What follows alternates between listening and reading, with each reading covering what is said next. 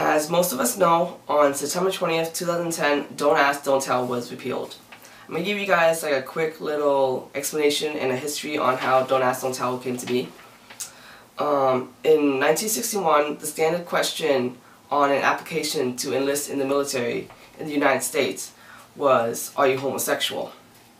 And of course, an answer of yes to that question would make you ineligible to enter into the military. In 1962, when Clinton was in office, the topic of homosexuals in the military rose up again. And what Clinton wanted to do was to say that homosexuals can openly serve in the military, but that created a lot of controversy. So as a compromise, Don't Ask, Don't Tell was created. The military's new policy would be that they would not ask whether or not individuals were homosexual, and if the individuals were, they were not to tell that they were. Now, since the repeal of Don't Ask, Don't Tell, it only specifies individuals who identify as gay, lesbian, or bisexual that they can openly serve in the military without fear of discharge. However, the ban on transgender service remains intact.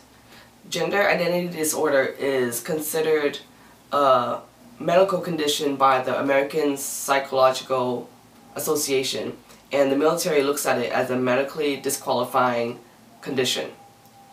Not only are transgender individuals who wish to join the military are prohibited from doing so, but those who are already honorably serving in the military can be ousted if they are suspected of being transgender or are caught cross-dressing. For the last 5 years, it was always a dream of mine to join the United States Navy. Because in high school, for 4 years, I joined the NJROTC, and that made me figure out what I wanted to do for my future. But since I am transgender and I am currently medically transitioning, there's basically no way I can enlist. Because whether I enlist as female or male, the changes I'm going through will become noticeable, and people might get suspicious, and then they'll start asking questions, and then I'll get dishonorably discharged. But that's not the biggest factor. The biggest factor is that the drug test. Each military member has to take a drug test at least once a year, and if I were to take the drug test, testosterone will come up as steroids, and steroids is a class 4 narcotic controlled substance, and that's on the same level as like heroin and cocaine. So yeah, that's like a medical liability as well. What are you guys' opinions on being transgender and being in the military? Do you think we should be able to be in the military, or think we should not?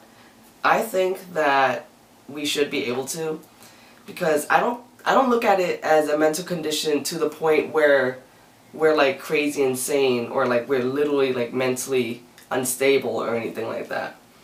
I think we are just as capable as serving as straight people and gay, bis, and lesbian people.